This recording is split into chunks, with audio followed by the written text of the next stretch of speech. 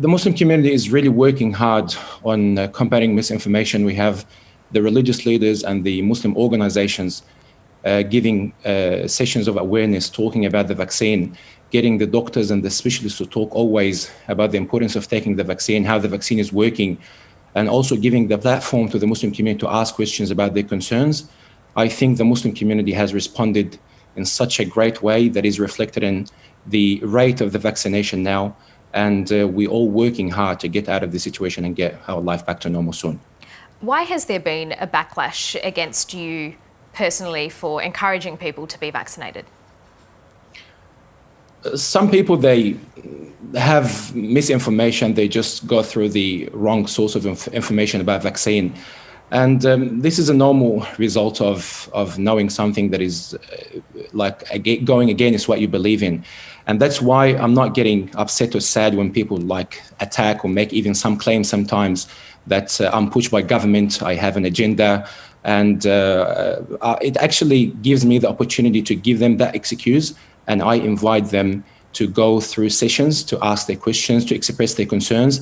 I give them the benefit of the doubt that it is such a new thing that we didn't experience it before. Some people are going through an anxiety. They don't know the right decision to make. And there is a lot of misinformation as well. So I'm not upset, but at the same time, I invite them to have a genuine approach and go to the sessions online that are available in all the languages with all the communities so that they can get the misinformation corrected. And is that what the criticisms are of you personally, that you have an agenda? Is that's what's being levelled against you? There's a lot of claims, Karina, and as I said, I'm not upset or sad from the claims or the attack, because this is part of the message that I deliver anyway as an Imam.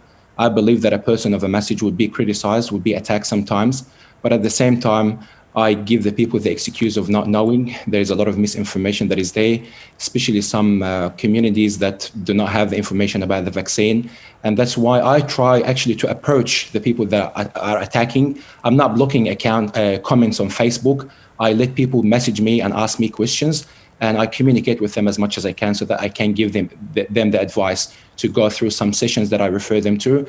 And I'm aware of so many family members and communities that have changed their perspectives on the vaccine after they attended the sessions. Well, that's what I wanted to ask you. How much of that two-way conversation, keeping those communication channels open, changed people's minds?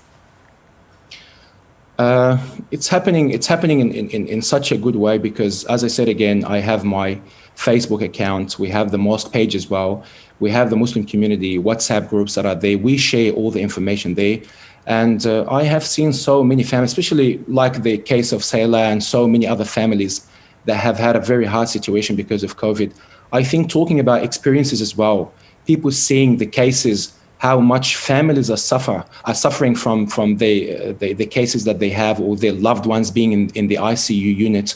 I think this is actually encouraging so many people to take it seriously, to get information about the vaccine and finally get vaccinated. Yeah, I wanted to ask about the lived experience because this virus has run rife in your community, whether people are seeing family and friends close to them getting sick, going to hospital, possibly dying from it, and then that convincing them that they need to take the vaccine to protect themselves and their family and their community.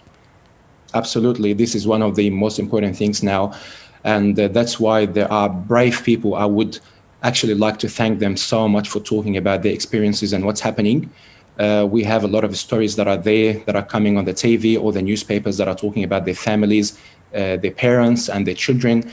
And I think we've seen so many hard situations of even children today in the Royal Melbourne Hospital that have been isolated from parents that have been just born. And it is such a hard situation for so many families to take. And that's why I would like to say, please take it seriously.